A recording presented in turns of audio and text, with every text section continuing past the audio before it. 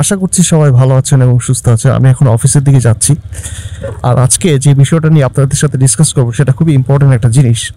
মানে অনেকে চিন্তা করেন যে বাইক কিনবেন, কার্বোরেটরের বাইক কিনবেন নাকি হচ্ছে এফআই এর বাইক কিনবেন। তো এই দুটার মধ্যে তফাৎটা কি, আসলে কেন এখনকার বাইকগুলো হচ্ছে কার্বোরেটর বাইক না এফআই বাইক, আর কার্বোরেটর কিভাবে কাজ করে আর এফআই কিভাবে কাজ করে, এটা নিয়ে একটু ডিসকাস করব।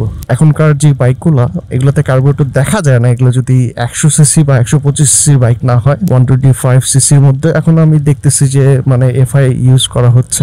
আর কার্বোরেটর যেভাবে কাজ করে সেটা হচ্ছে, আমি একটু আগে বলে নিই যে আমাদের ইঞ্জিনগুলো যেহেতু 2 ভালভের ইঞ্জিন, এই 2 ভালভ ইঞ্জিনের মধ্যে একটা ভালভ থাকে হচ্ছে ইনটেক ভালভ, আরেকটা ভালভ থাকে হচ্ছে এক্সস্ট ভালভ। তো কার্বোরেটর কি করে, বাতাস আর তেল হচ্ছে এই ভালভগুলোর ভিতর দিয়ে পাস করে এবং বেসিক্যালি ইনটেক ভালভ দিয়ে পাস করে। সো যখন কার্বোরেটরের ভিতর দিয়ে বাতাস প্রবেশ করে তখন যেটা হয়, আমাদের পিস্টনটা নিচের দিকে নেমে যায়। এই নিচের দিকে নামার কারণ হচ্ছে ইনটেক ভালভ দিয়ে কিন্তু হচ্ছে এই বাতাসটা কার্বোরেটরে প্রবেশ করে। ফার্স্টে আমরা জানি যে বাতাসটা হচ্ছে খালি, যে কোনো জায়গার মধ্যেই বাতাস, যখন দেখবেন যে কোনো খালি জায়গা কিন্তু বাতাস সবসময় খুব দ্রুত ফিল আপ করে ফেলে। সো বাতাস যখন ঢুকে তখন হচ্ছে এই পিস্টনটা নিচের দিকে নেমে যায় সিলিন্ডারের নিচের দিকে নামার পরে ওই খালি জায়গাটার মধ্যে বাতাস হচ্ছে দ্রুত ফিল আপ করে এবং ইনটেক ভালভ দিয়ে হচ্ছে এই বাতাসটা কিন্তু ভিতরে ঢুকে। তো এই ভিতরে ঢোকার পরে কার্বোরেটর যেটা করে, ফোটা ফোটা তেল এর মধ্যে ছেড়ে দেয়, মানে ওই ইনটেক ভালভ দিয়ে ভিতরে প্রবেশ করে ইঞ্জিনে, এবং এই ফোটা ফোটা তেল হচ্ছে বাতাসের সংমিশ্রণে আসার পরে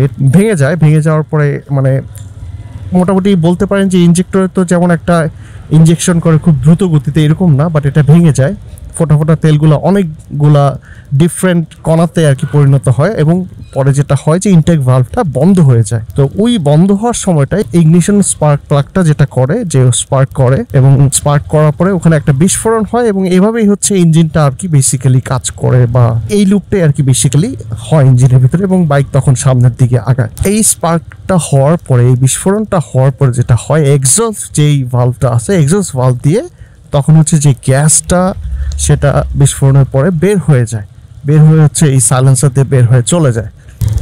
তো কার্বোরেটর যে এয়ার অ্যান্ড ফুয়েলের যে মানে মিশ্রণটা, এটার যে মাপটা ইউজুয়ালি হয় সেটা হচ্ছে 12:1 বা ম্যাক্সিমাম ধরেন 14.7:1 এরকম কিছু একটা হয়। অর্থাৎ এখানে যদি আমি বলি যে 1:1 ব্যাপারটা হচ্ছে পেট্রোল হচ্ছে 1 এবং 12 হচ্ছে বাতাস, অথবা 14.7 হচ্ছে বাতাস এবং 1:1 হচ্ছে পেট্রোল। এই রেশিওতে আর কি বেসিক্যালি মিক্সিংটা হয়। তো এই মিক্সিংয়ে আমি যদি একটু ডিটেল বলি, এই মিক্সিংটা কীরকম, ফর ইনস্ট্যান্স ধরেন 12:1 মানে কিন্তু হচ্ছে পেট্রোল বেশি যাচ্ছে, বাতাস কম যাচ্ছে, মানে এই ক্ষেত্রে বাইকের পারফরমেন্স ভালো পাবেন বাট মাইলেজ কম পাবেন।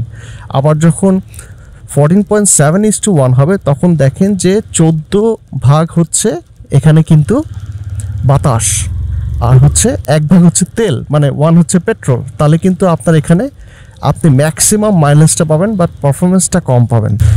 তো এই যে দুইটা মাপের কথা আমি বললাম, 12:1 অ্যান্ড 14.7:1 ইউজুয়ালি যেটা হয় যে কার্বোরেটরের টিউনিংয়ের মেজারমেন্ট, এটা বেসিক্যালি একটা মিক্সার রেশিও। মিক্সার রেশিও বলতে হচ্ছে বাতাসের সাথে তেলের একটা মিক্সার, যেটা আমি আপনাদেরকে বললাম জাস্ট নাও যে 1 হচ্ছে পেট্রোল এবং 12 হচ্ছে যদি বাতাস হয়, তাহলে হচ্ছে এখানে আপনি রিচ একটা মিক্সার পাবেন। রিচ মিক্সারে যেটা হবে, আপনি খুবই ভালো একটা পারফরমেন্স পাবেন, মানে ইনস্ট্যান্ট টার্ন পাবেন, বাট হচ্ছে আপনার মাইলেজটা কমে যাবে, যেটা ইউজুয়ালি আপনার দরকার হবে আপনি উঁচা কোনো রাস্তায় উঠতে গেলে, লাইক পাহাড়ের উপর যদি আপনি রাইড করেন, তখন আপনার এই রিচ মিক্সারটা দরকার হয়।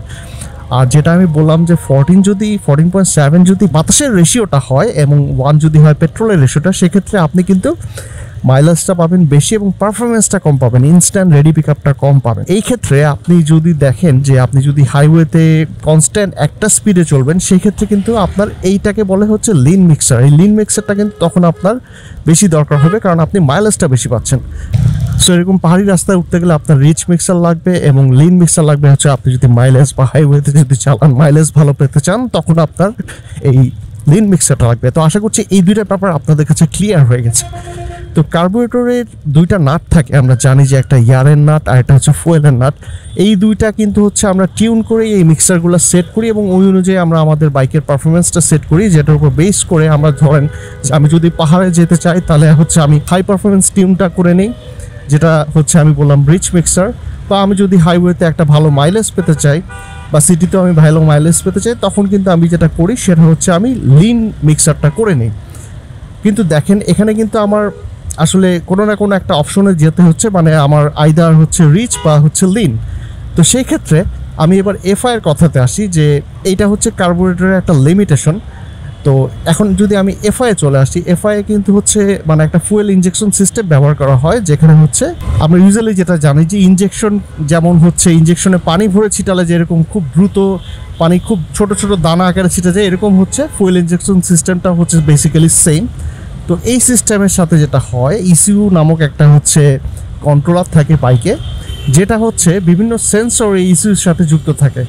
এই সেন্সরগুলো হচ্ছে ধরেন আপনার ভালভের ওইদিকে থাকে, এক্সস্টের ওইদিকে এরকম সেন্সর থাকে, এবং ফুয়েল পাম্প এগুলোর সাথে বিভিন্ন রকমের সেন্সর থাকে। সো এই সেন্সরগুলোর কাজ কি, ধরেন এই যে আমি এতক্ষণ যে লিন বা রিচ মিক্সারের কথা বললাম, এই যে কখন বাইকের লিন দরকার হবে, কখন রিচ মিক্সার দরকার হবে, এইটা হচ্ছে এই ইস্যু দ্বারা হচ্ছে মেজারমেন্ট হবে। আপনি যখনই হঠাৎ করে পিক আপ দিবেন বা যখনই উঁচা কোনো রাস্তা উঠবেন, তখনই কিন্তু এটা অটোমেটিক মিক্সারটা সেট করে নেবে। বা যখনই হচ্ছে আপনি হাইওয়েতে চালাচ্ছেন একটা কনস্ট্যান্ট পিডে, তখন হচ্ছে লিনে চলে যাবে। এইভাবে কিন্তু অটোমেটিক ইস্যুটা তখন নিজেই হচ্ছে এটা মানে সেন্সর থেকে ডিটেক্ট করে নিজেই এই মিক্সারগুলো সেট করে, যেখানে হচ্ছে যতটুকু তেল দরকার, যতটুকু বাতাস দরকার এবং যতটুকু রেশিওতে মিক্সারটা দরকার, ততটুকু মিক্সারটা হচ্ছে ইস্যুতে ডিটেক্ট করে অটোমেটিক হচ্ছে ইঞ্জিনে প্রবেশ করানো হবে। তো এই কারণেই হচ্ছে এফআই থেকে আপনারা মাইলেজটা বেশি পাবেন এবং এফআই থেকে পারফরমেন্সটাও ভালো পাবেন। যে কারণে হচ্ছে আমি যেটা বললাম যে আসলে এখন কার্বোরেটরে আপনার যে কোনো একটা করতে হবে, আইদার আপনার রিচ বা লিন। সো এফআইতে কিন্তু এটা আপনার করতে হইতেছে না। আর কার্বোরেটর এরকম বারবার আপনার টিউন করতে হবে, যে যখন আপনি পাহাড়ি কোনো রাস্তায় যাবেন তখন কিন্তু আপনার বারবার এটাকে টিউন করে নিতে হবে, এবং যখন আপনি হাইওয়েতে চলবেন এটা বারবার আপনাকে টিউন চেঞ্জ করতে হবে। বাট এফআইতে কিন্তু এই জিনিসটা আপনার কখনোই করতে হবে না। সো এটা অটোমেটিক আপনাকে সেই পারফরমেন্সটা দিবে।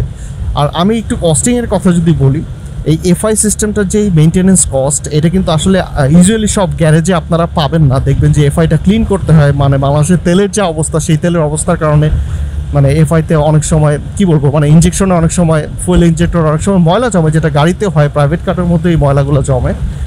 আমি যেটা দেখেছিলাম যে প্রাইভেট কারে যখন ইনজেক্টরে খুব বেশি ময়লা জমে তখন কিন্তু ইনজেক্টরগুলো চেঞ্জ করতে হয়। বাট বাইকে আমি ইউজুয়ালি যেটা দেখেছি অনেকে এটা মানে ক্লিন করে।